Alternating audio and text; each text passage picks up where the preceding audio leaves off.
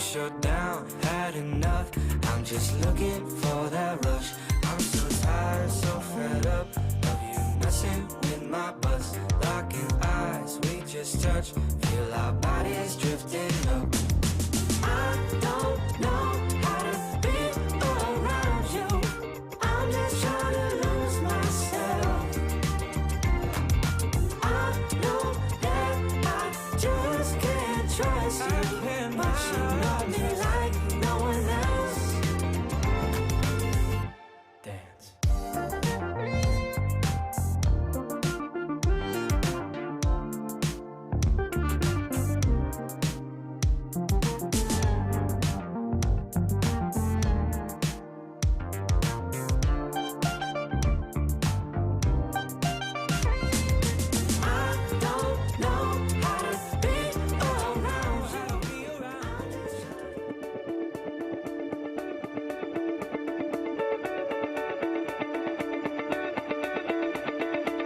Tips for dealing with the bank. So perhaps you're renting in a property where it is run by a body corporate. Understanding the basic calculation, income minus expenses, and you want to be left with a positive income. It is a very tough game. It's not easy at all. To stay ahead of knowing exactly what your clients need, what their teething issues are. Have a joint move-in inspection.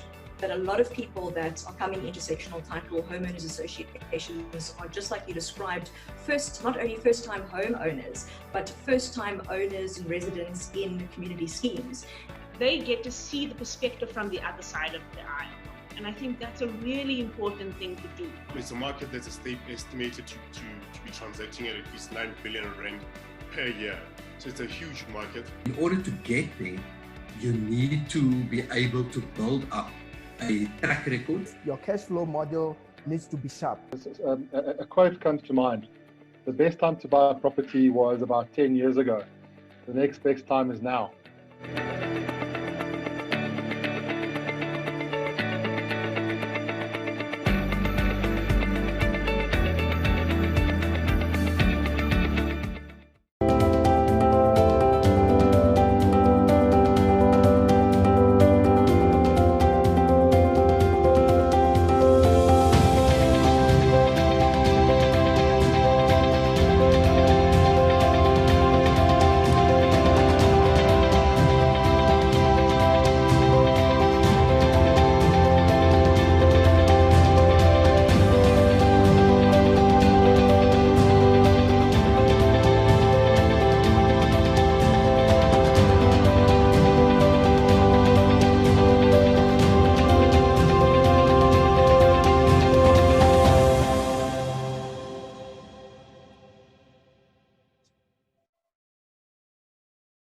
Good evening and welcome to episode 69 of the Private Property Podcast. I'm your host, Zama.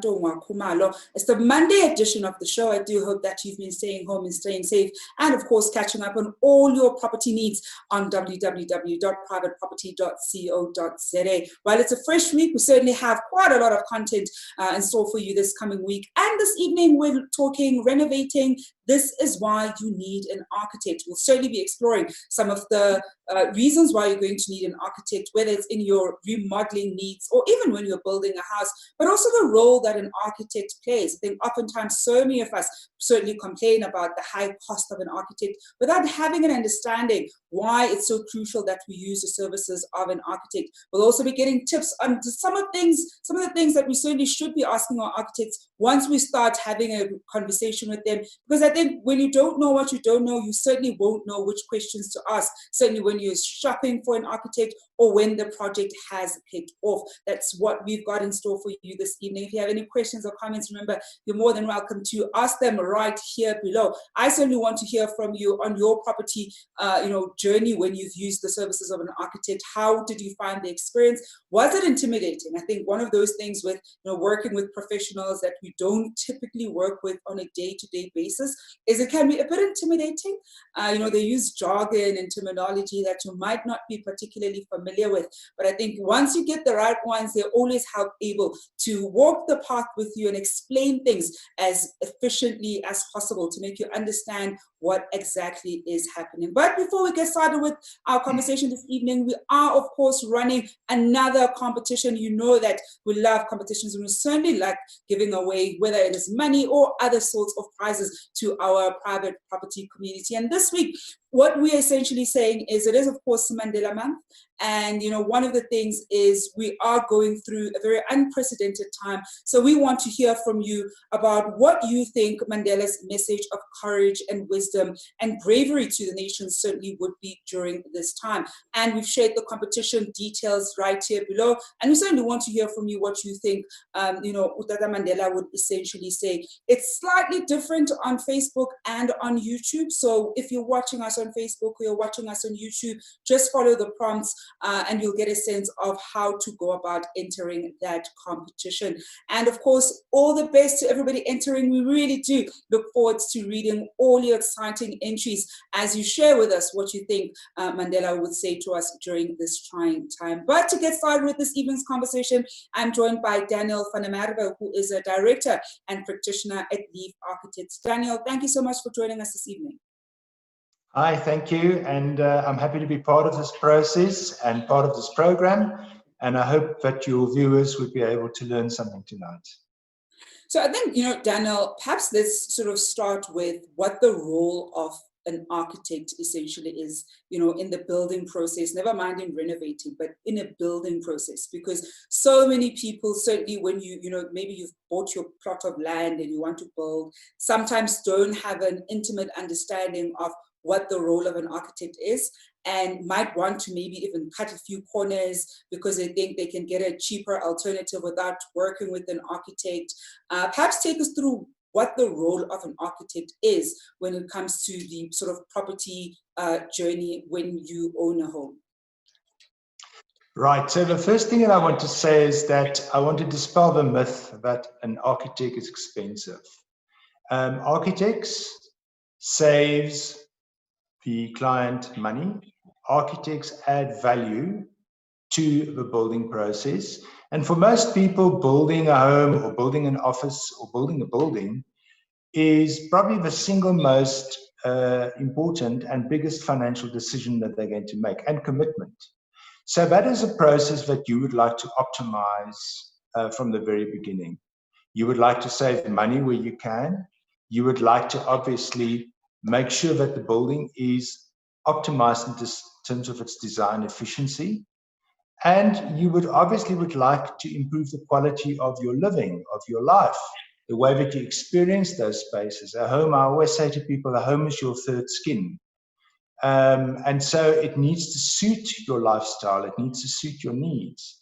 And the last aspect that I want to add is that an architecturally designed home will have a much better and higher resale value.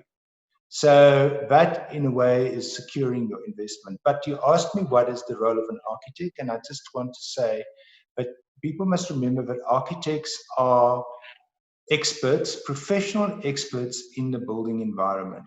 So what do? We are design experts. We are experts in terms of building and construction. We are contractual experts, so we know how to manage the building process. We are experts in terms of environmental analysis. In other words, how do we optimize the site? How do we optimize the climatics? How do we optimize every aspect of that site or that terrain? And then the last thing that I want to say is that we are experts in terms of the construction administration. You appoint the architect as your agent, as your principal agent, who will act in your best interests and who will ensure that you get best value for your money, who will ensure that the process runs smoothly and effortlessly and without hiccups. The biggest single mistake I think people want to make usually, or what people do, is that they try and cut corners, they try and save costs, and they say, well, I can get a plan off the internet or whatever. And that is a pitfall which I don't wish on my worst enemy, because that ends up often in huge financial overruns. People budgeted X amount and it ends up doubling their costs. They end up with a finished product which is not what they wanted, which is not what they anticipated. So it's a compromised process from the very beginning. And and we'll talk a little bit, Daniel, about some of the mistakes certainly that people make even when they start interacting with an architect. But one of the things that I actually wanted to perhaps first dig into is under which circumstances you would essentially need the services of an architect. When certainly people who perhaps have just bought land or are looking to build might think, yes, I'll definitely need an architect here. Or if you're looking at doing a complete home remodel where perhaps you'll even be changing the structure, maybe you'll think, I don't really need to use an architect. I'm just adding 3 extra meters. Why would I need an architect? Perhaps take us through the instances or the kinds of projects where one would typically need to use the services of an architect. If you feel ill, you're going to go and see a doctor, am I right? Or if you've got a legal issue, you're going to go and see a lawyer, you're going to see a professional. Okay, so if you're going to make a financial decision in your life, why would you not use a professional? So that in short is what it's about. In short, whether you are adding 3 rooms, whether you are renovating your home, whether you're building a skyscraper, a shopping center, or your first home, you want to get the best value for your money. And that's the bottom line.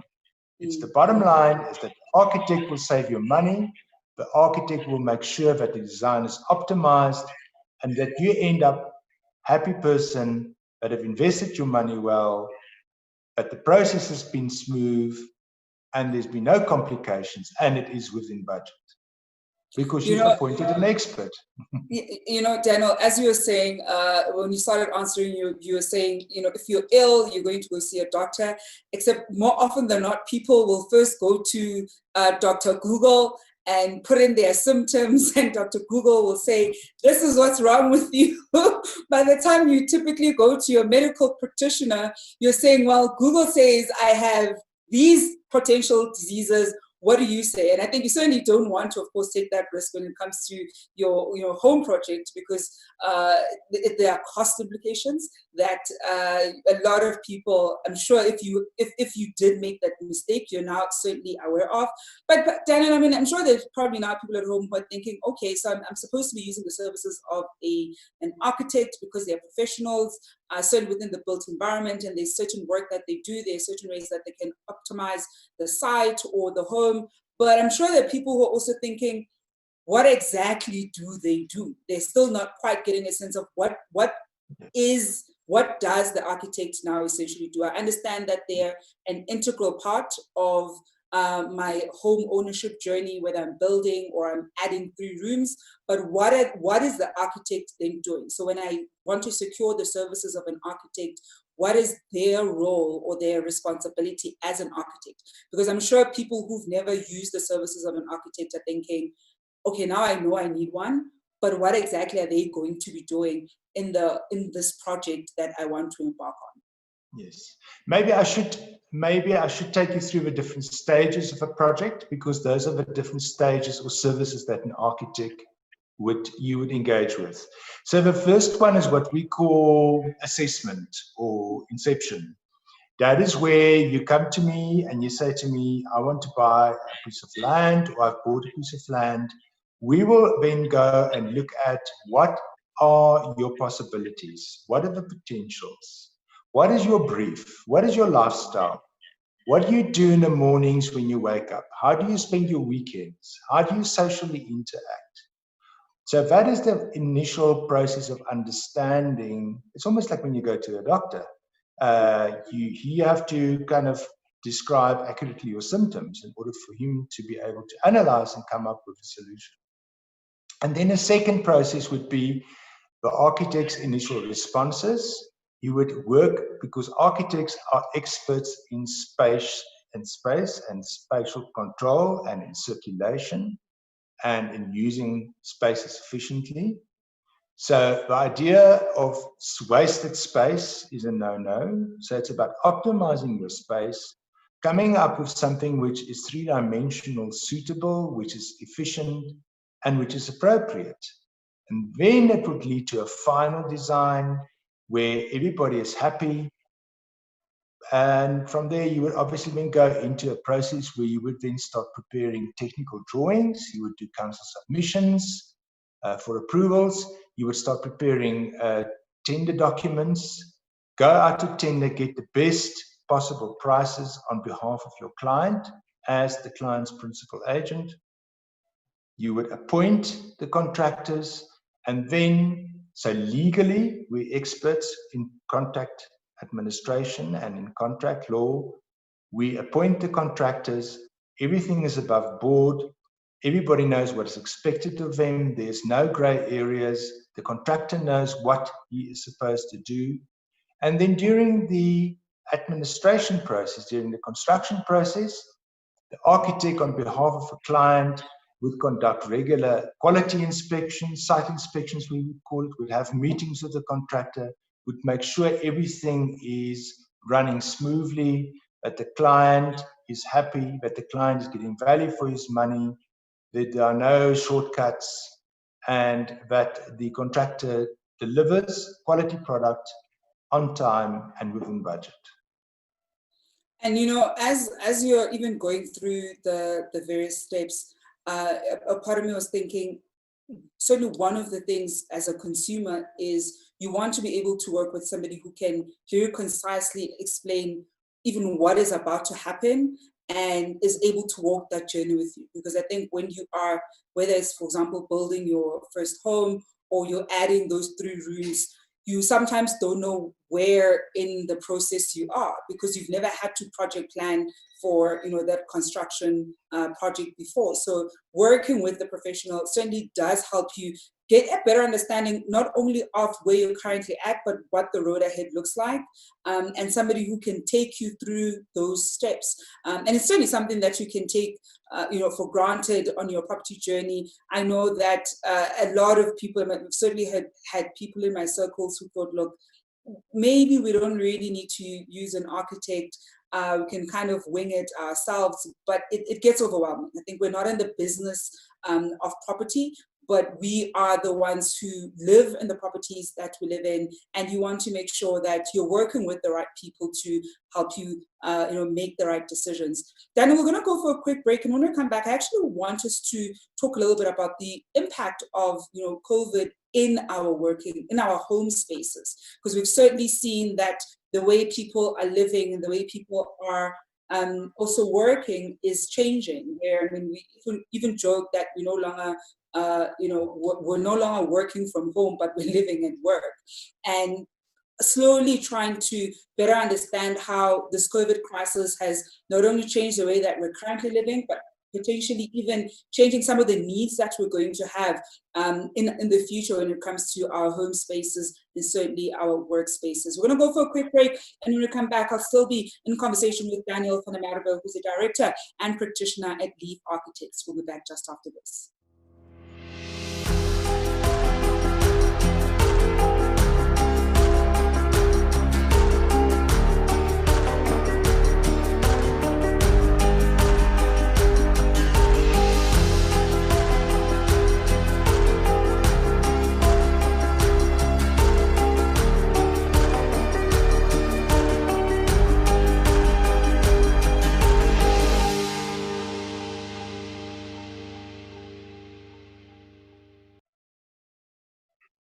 Welcome back to episode 69 of the Private Property Podcast. I'm your host, Zama Kumalo. This evening, we're talking renovating. This is why you need an architect. I'm speaking to Daniel van der Merwe, who's the director and practitioner at Leaf Architects. Now, Daniel, we're certainly living through a global pandemic. I'm sure a lot of us have gone through so many different emotions since this lockdown has started.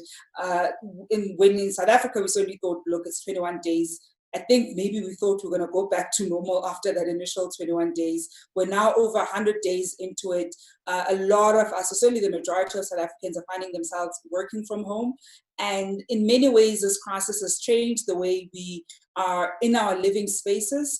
I mean, I've certainly seen people, for example, who want to do home renovations because we're spending more and more time at work, at home. But actually, it's also work because we're living from home. How would you say this, pandemic has essentially changed the way people are interacting with their homes, and also the way perhaps it's going to have an effect on how we interact with our workspaces? Yes, 15 years ago, Lee Edelkoort, who is a trendsetter and trend predictor, coined the phrase cocooning. And she predicted that people will withdraw from public spaces and people will center themselves in their homes. And I think there's been generally a resistance to the digital migration, to the digital transformation of the way that we're doing things. And one thing that the pandemic has done is that it's accelerated that process. It's accelerated the way that we do things online.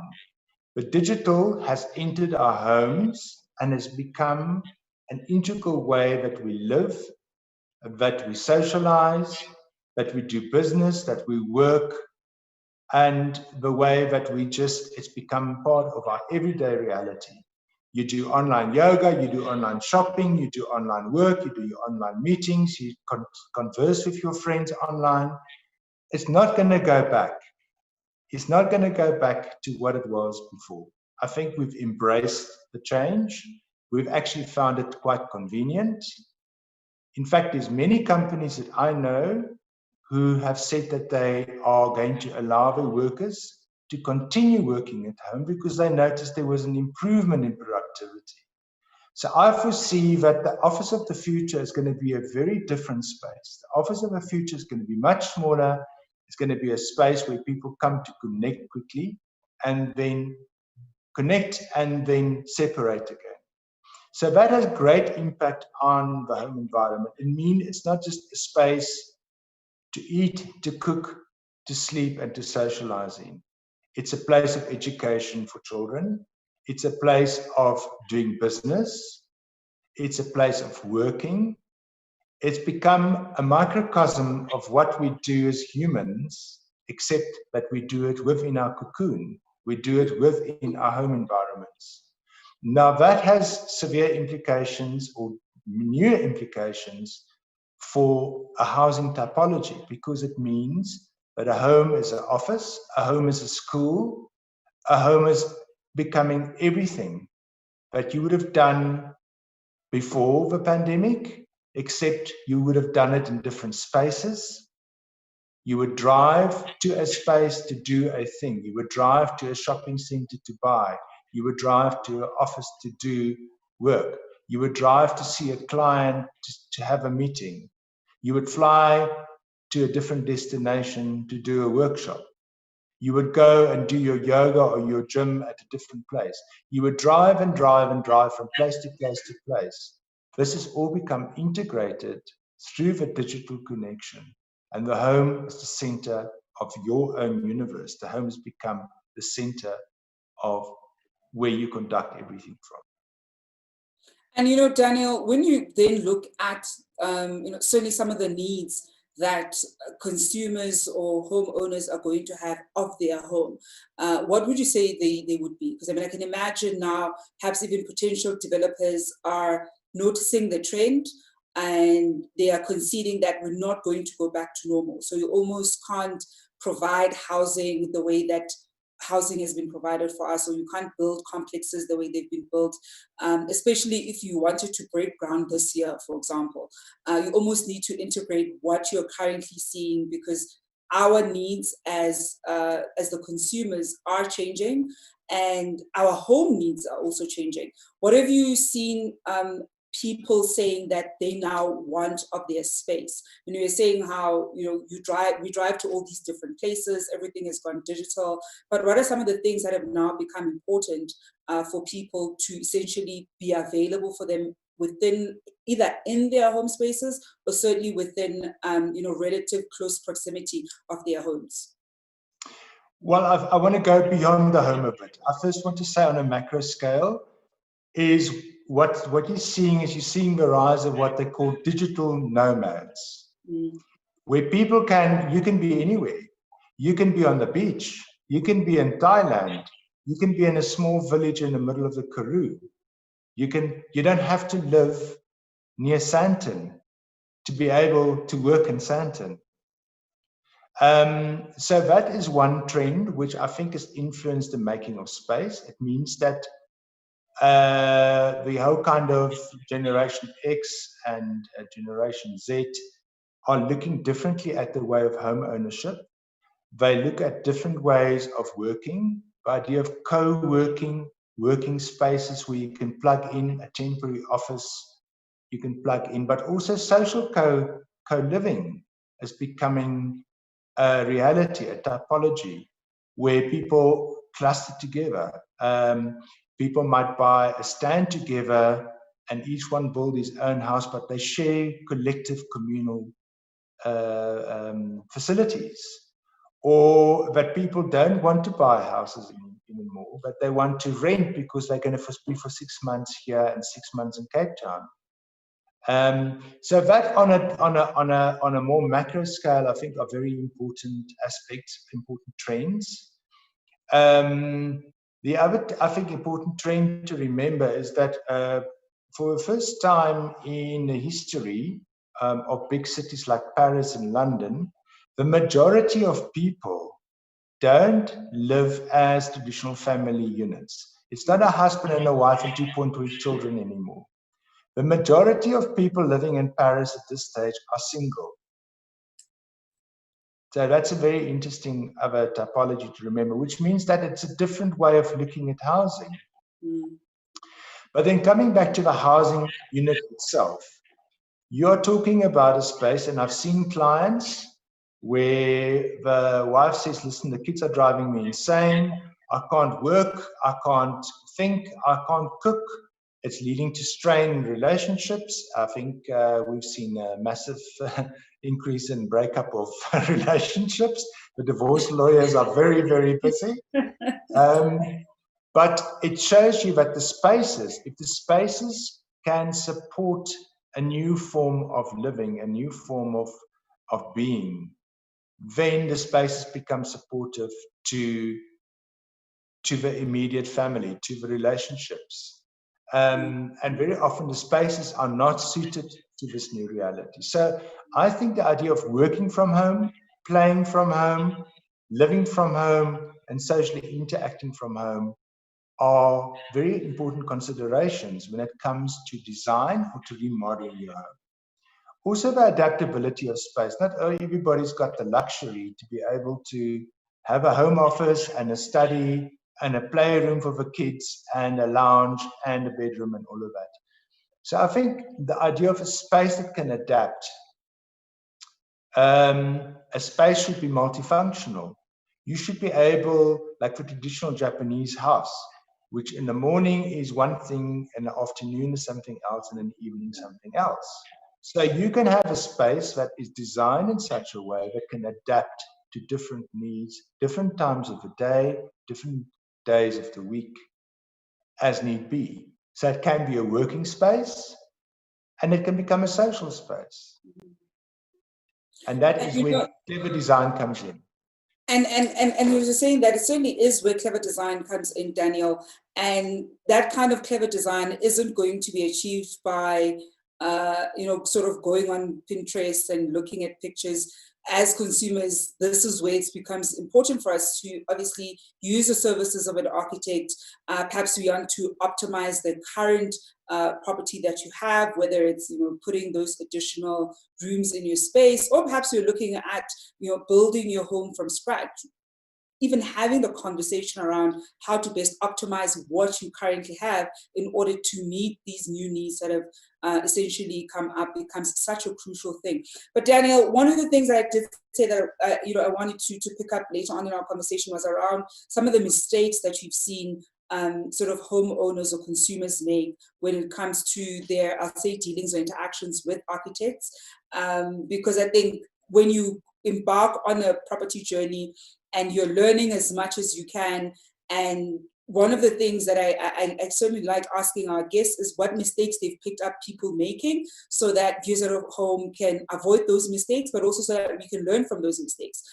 Because I think a lot of us can very easily fall prey to making the very same mistakes that other people around have been making. So what are some of the mistakes that you've seen that homeowners or the consumers make when interacting with an architect during their home building or home renovation journey? Okay, the biggest single mistake is that people want to save money. So then they go and they say, all right, just give me a design, I'll take it from there. And then I see the nightmare like a psychic. I see the nightmare, I see the downhill accident waiting to happen.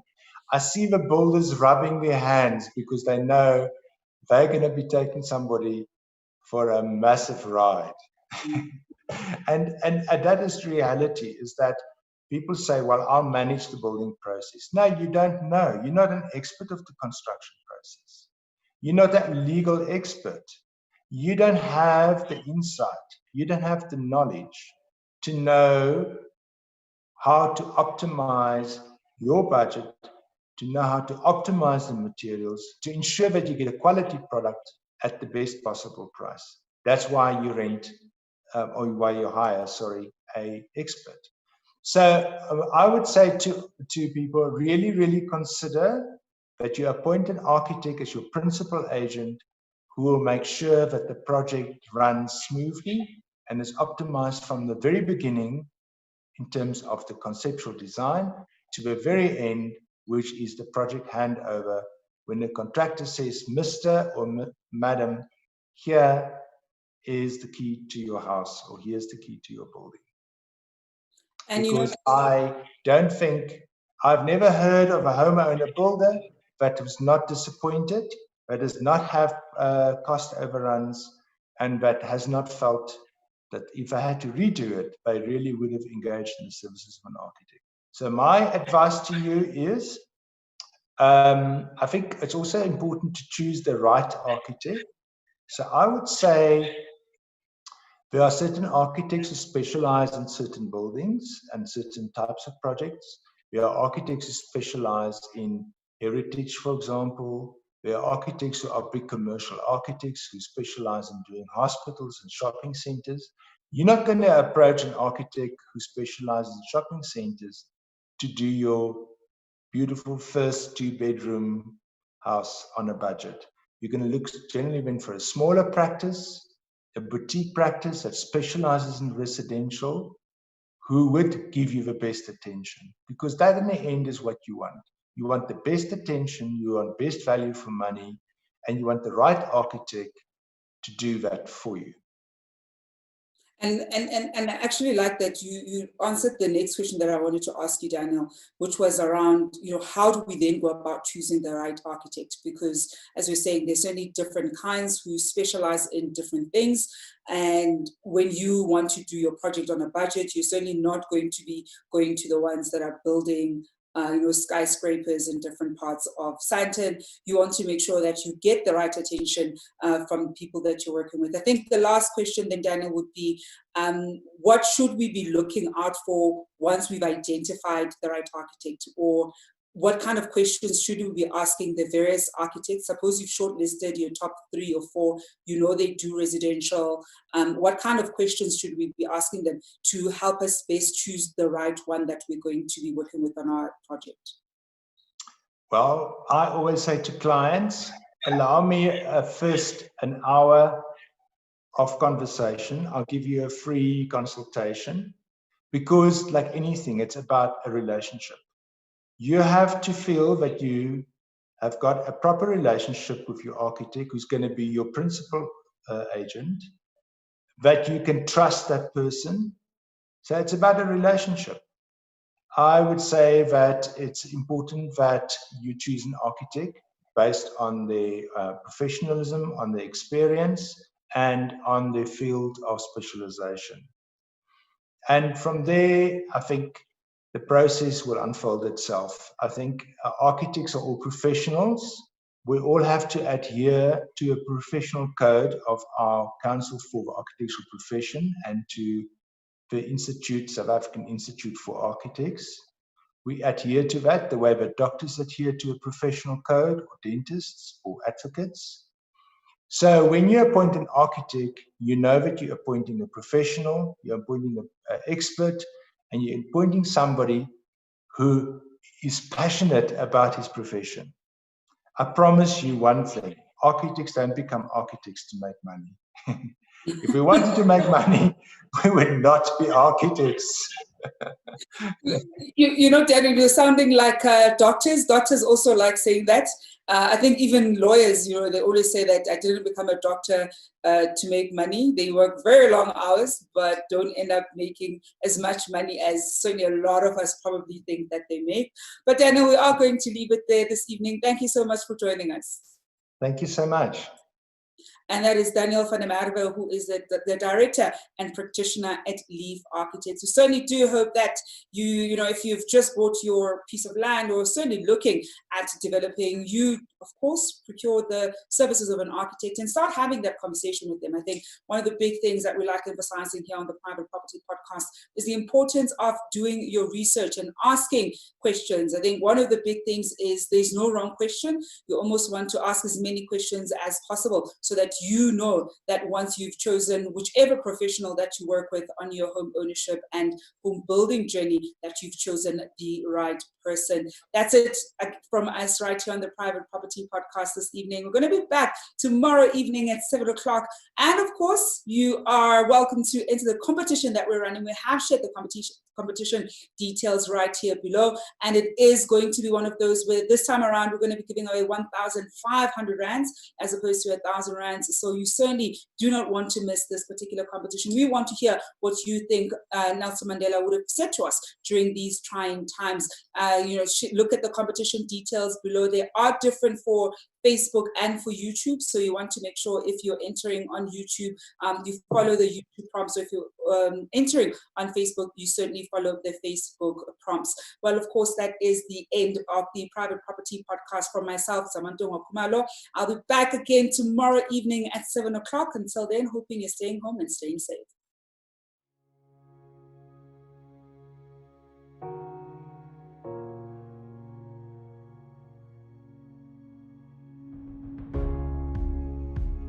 Hi, I'm Juanita Bobs. I'm a BCom student at Stellenbosch University. I currently live in Valkefontein Estate and I absolutely love this area. Historically, Stellenbosch is known as a student town. It offers an incredibly peaceful lifestyle and the people around town are always welcoming and friendly.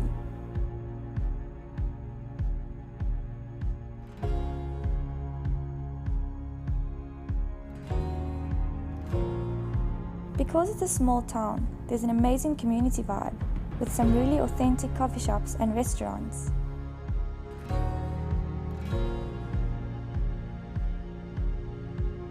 The trees along Victoria Street create a beautiful environment to be in, and it's really cool for students passing through campus.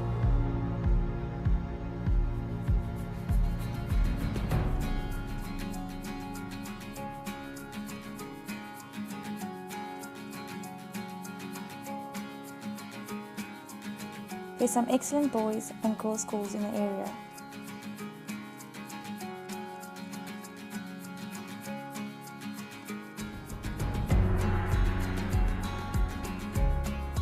Our town has such a rich history, but at the same time it's really modern, and you'll find some amazing art installations all around. The sunrises and sunsets are some of the best in the world. It's the most beautiful place to call home. I've lived here for the past 5 years, and it's been an unforgettable experience. And this is my neighborhood.